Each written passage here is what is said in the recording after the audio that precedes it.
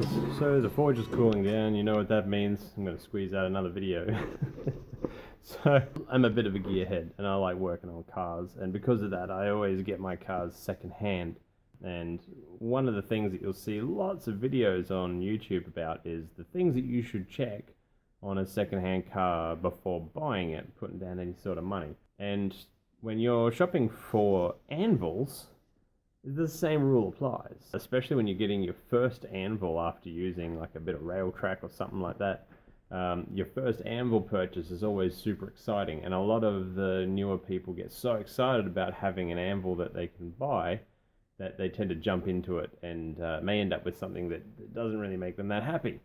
And so I thought I'd do this quick video to just highlight a few points that you should check when you actually go and check out the anvil, and before you actually put money down on it, hopefully. Never buy an anvil sight unseen. Yeah, that's something that happens all too often, and this video is to help you feel a little bit more empowered when you go and put down what can be a significant chunk of cash on your first anvil. So let's get into it and take a look. Now, this here is actually the first anvil I ever bought, and I bought it new. Now, a lot of the time when you find smaller anvils like this, or ones that they're often made in China, and they're actually a cast iron anvil. Sometimes they don't even have a welded hardened face on the top. And I'll get into how to tell whether or not that is the case later with the ring test, but you'll notice that this one actually has a square horn. When you are having a horn on an anvil, square horns are a very valid tool on an anvil, but if you are only going to have the one anvil, try and aim for a round horn. It's much more useful than a square horn. Just a simple thing right off the bat. I know that's more of a design choice, and this video isn't really going to go into design choices, but when you're a beginner starting out, the benefits of a round horn far outweigh the benefits of a small horn. This is a cast steel anvil made here in Australia. It's actually very good, has a Rockwell of 58, I believe, on the surface, which is phenomenal. It's got a great ring to it, great bounce to it, and for a little one, is a real workhorse. However, not always the case. If you get a cast iron one that has no hardened face on it, you're asking for that thing to fall apart. And you can check out my boy Sam Towns. He has half an anvil left, which is now his striking anvil, which is one of those cast iron jobbies. Anyone who watches my channel will be familiar with this beautiful thing. This year is 200 years old. It is a Sawyer's anvil. Now, you'll notice it's a Sawyer's anvil because it has no heel and no horn. It's just flat, sort of a box with big feet, very big feet. These anvils are great. I really like this one. I like it mainly because of the history and the fact that it is a chunky boy.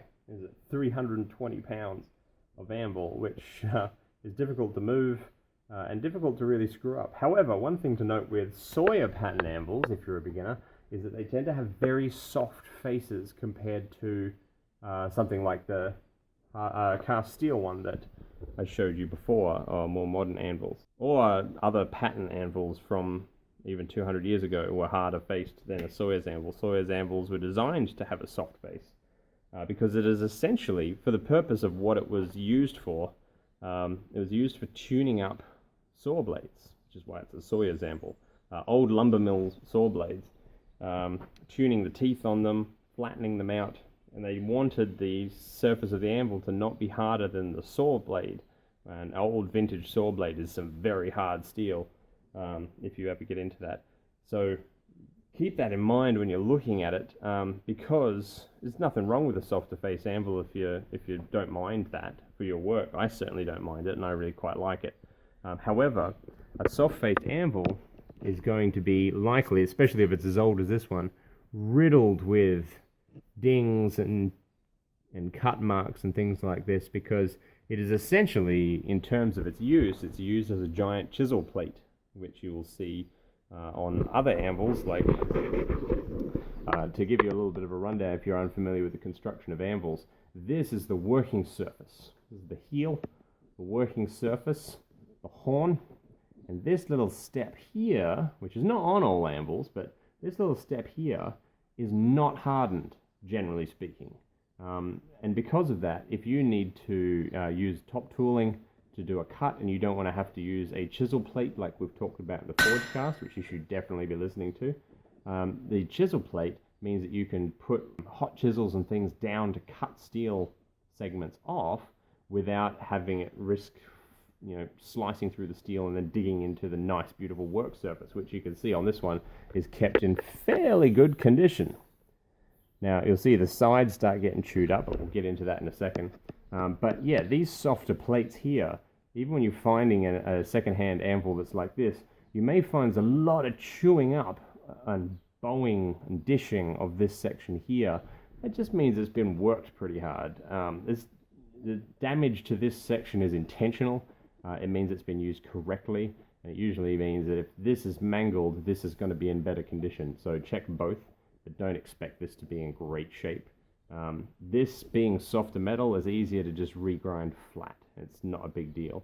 You can regrind flat the face, which I did a little bit of on this. However, when you're dealing with something like a Sawyer's anvil that's designed to be used as a giant chisel plate, some of those marks are going to be so deep that you'd have to actually pull about, a quarter of an inch off the top of the anvil, and on such a, like you can see my hand on it here, it's a lot of surface area, and it's a lot of work. You're removing a lot of material to pull it back, so I generally speaking don't bother. I do artistic ironwork and don't always need a flat surface, a perfectly pristine flat surface.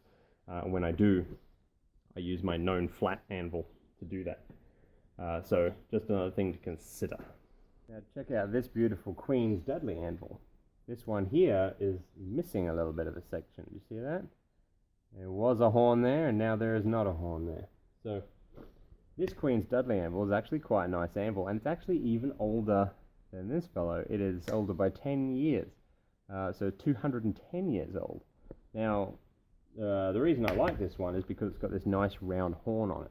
Now, if you look really closely at this one, the work face is dinged up a little bit, but nothing that can't be just very quickly ground back flat again. But that step there, the chisel step, has been absolutely mangled and ground back multiple times. So you can see it's really been worked properly like an anvil is supposed to.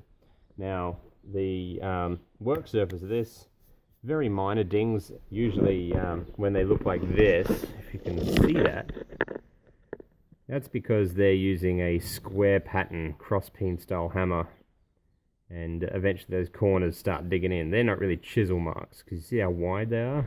Whereas you compare that to that, chisel marks. So chisel marks are going to be deep and hard to get out. Hammer corners, not so much. There's a few chisel marks in there, which is a bit naughty. Whoever used it sometime in its 210-year history was using it a bit wrongly. However, the distinctive point about this anvil is that the heel is missing. Now, why would the heel be missing? Now, if you look really, really closely, get very detective on it, you can see here a sort of a silhouette of where the hardy hole was.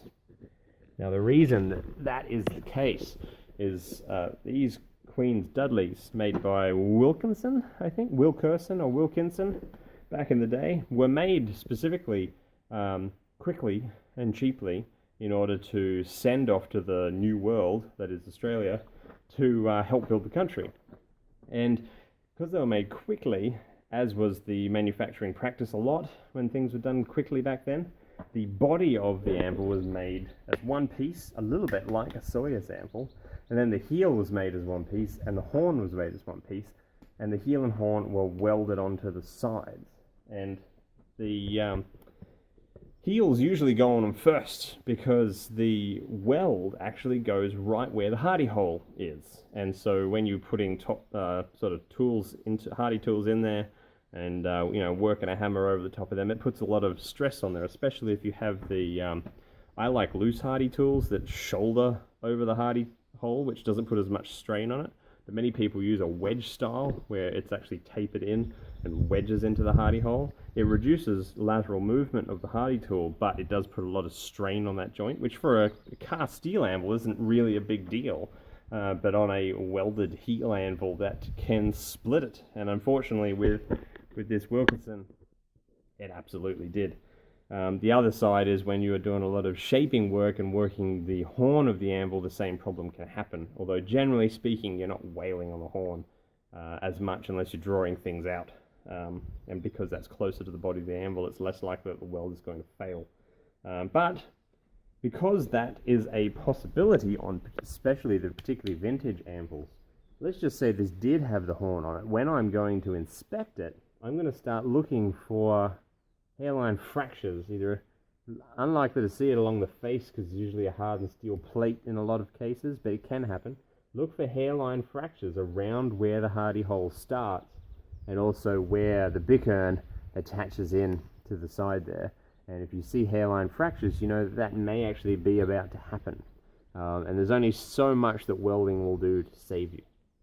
So just another thing to think about. Another thing to talk about, which I did mention I'm going to say, are these corners here. Now, cornering on an anvil is a fairly common practice, really. Corners are useful, and when you work the corner, eventually it's going to bow in. You're going to get dings and chips taken out of it, and it's going to round over instead of being nice and crisp and square.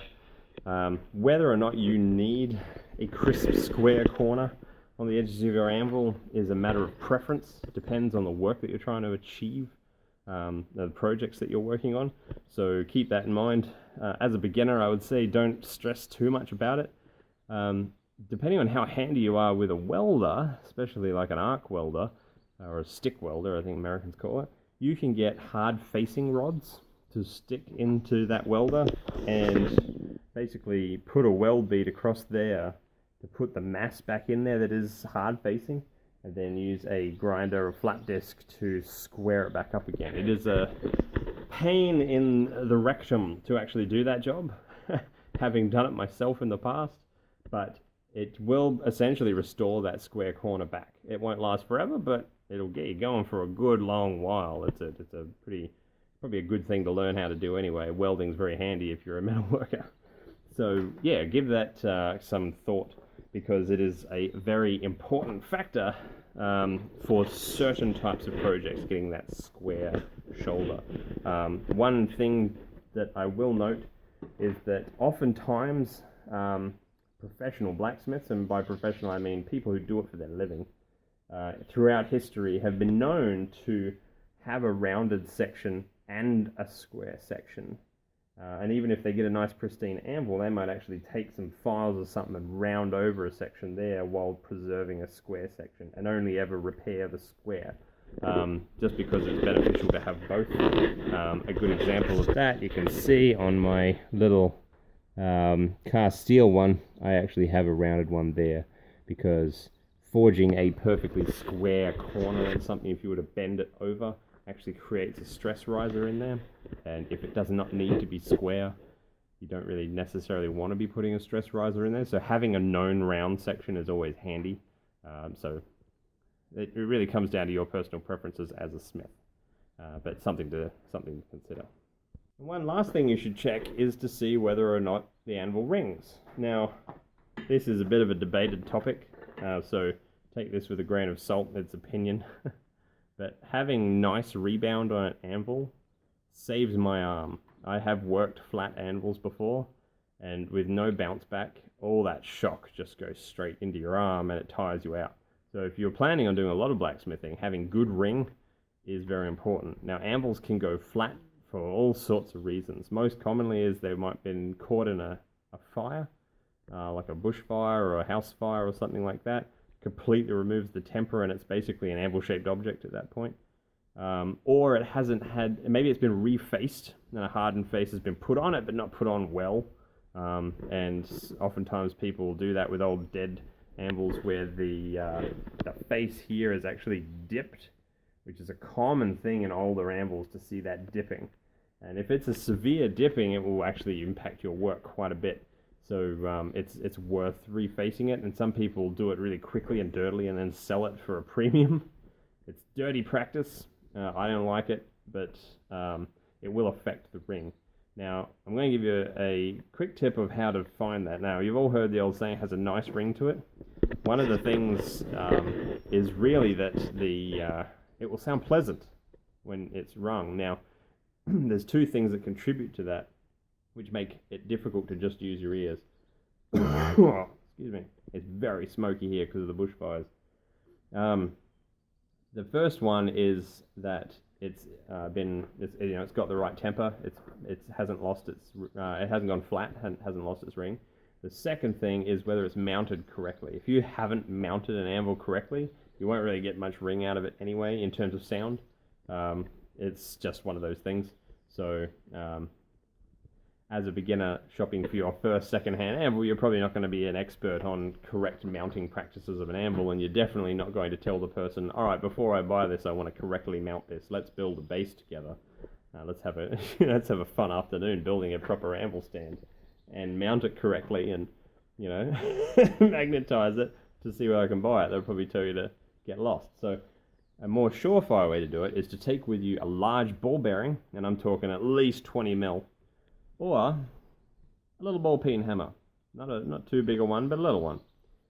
Because you don't want to be wailing on somebody's anvil face that you haven't paid for yet with a big hammer. So here's what good ring looks like with a ball peen hammer. So hold the hammer right back at the end, raise it up a little bit, and then just let it drop. See that? It's a nice sound. For, to a blacksmith. To anybody else, it probably sounds like bagpipes on a Sunday morning. But watch this, just gravity. Now, like I said, Sawyer's anvils are always going to be a little bit flatter because they're softer. But check out this cast steel. Well, let's get the lighting going. Cast steel one, which is mounted horribly. It's really mounted badly, but it's designed to be as portable as possible because I use this for demos, so forgive my mounting. I'm talking to you, Dan Moss. Anyway, watch.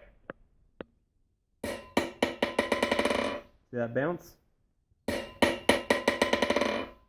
And you can hear the ring. Now the ring comes from the fact that it has a heel and a horn. It acts like a tuning fork. The Sawyer's anvil has the nice ping when you hit it, but it doesn't have a ring. That's because there's no tuning fork action. There's no vibration happening from a horn or a heel. Now, even this old Queen's Dudley anvil, in this state, rusted to hell and missing a horn, watch this. It bounces so much I can barely hold the hammer.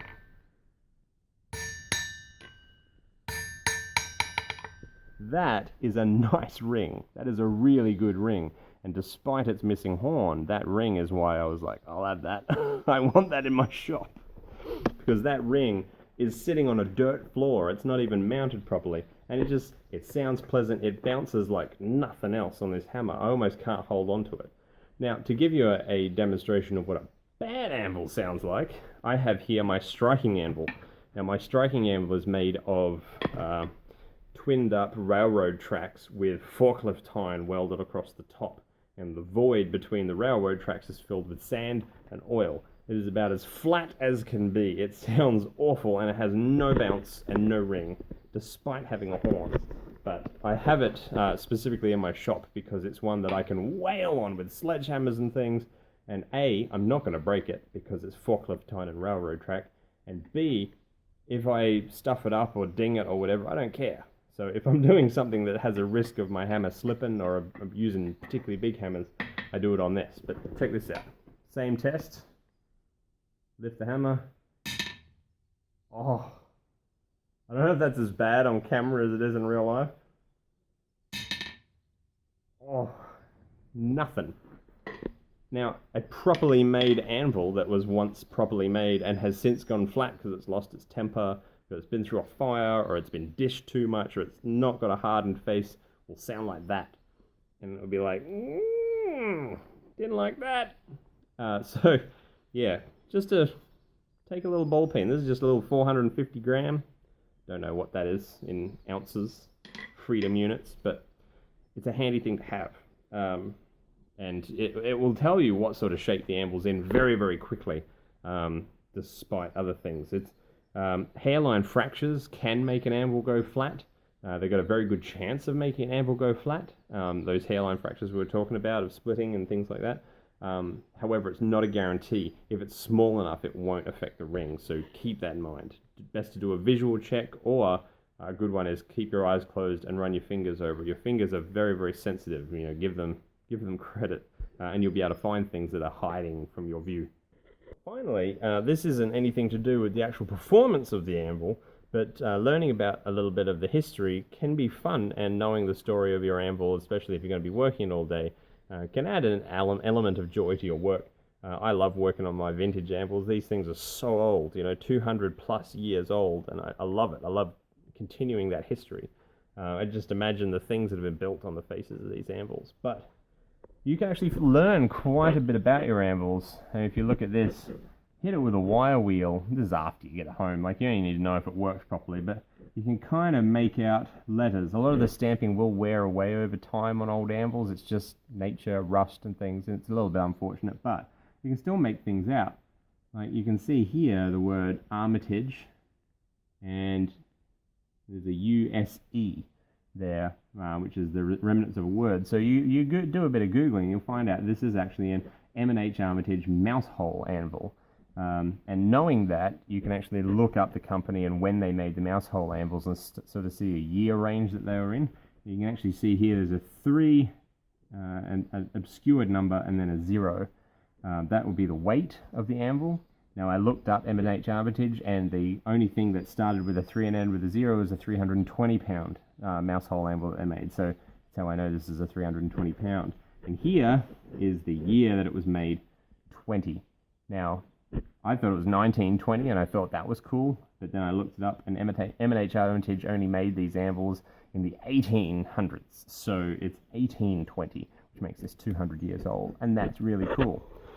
Same thing I found on this, and it took a lot longer to pull it out and find what it was, but I saw the Wilkinson marking, which is very distinctive when you're an anvil nerd like me, and that once I found that, I knew where else to look on the body to try and make out the extra details. So now every good blacksmith should have a chalk marker, because it's really good for marking hot steel compared to something like a Sharpie. Now, here's a little trick. When you've got a chalk pencil, if you're having trouble making out the letters, you can kind of hit it with the chalk a little bit like that, and it starts making it much easier to see the details like that. Shows up much clearer. See the 20? So, extra little bonus tip. Nothing to do with the performance of the anvil, although some anvil manufacturers were notorious for making high quality anvils or terrible anvils. Not as much back in the day. 200 years ago, anvils were a very necessary tool, and you wouldn't want to get a reputation of making something that was terrible. So nowadays people can get away with it. They couldn't as easily back then. Doesn't mean it didn't happen. But yeah, hopefully this is a video that helps beginners when they're looking to go and excitedly pick up their first anvil and stops them from getting a bad deal that leaves a big hole in their wallet and a sour taste in their mouth. So I'm going to get back to work because there's still daylight until about 10 p.m. here. And I'll catch you guys on the next video. See you later.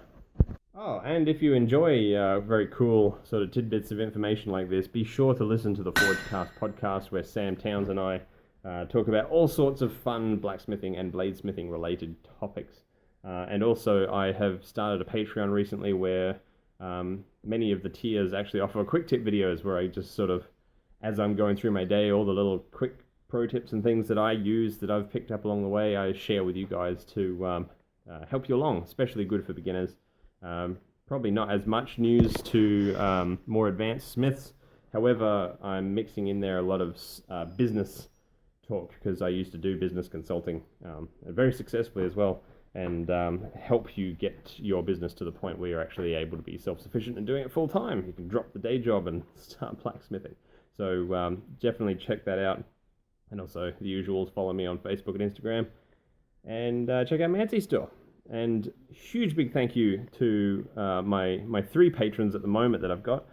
Stefan, #1 Valhalla Ironworks fan, Stefan Mirka, and Sam Towns and Sean Pittard. You guys absolutely rock. Cannot wait to see who else joins the Brothers in Iron. And yeah, now I really will get back to it. I'll catch you guys later. You're making a mess again. Half the world away.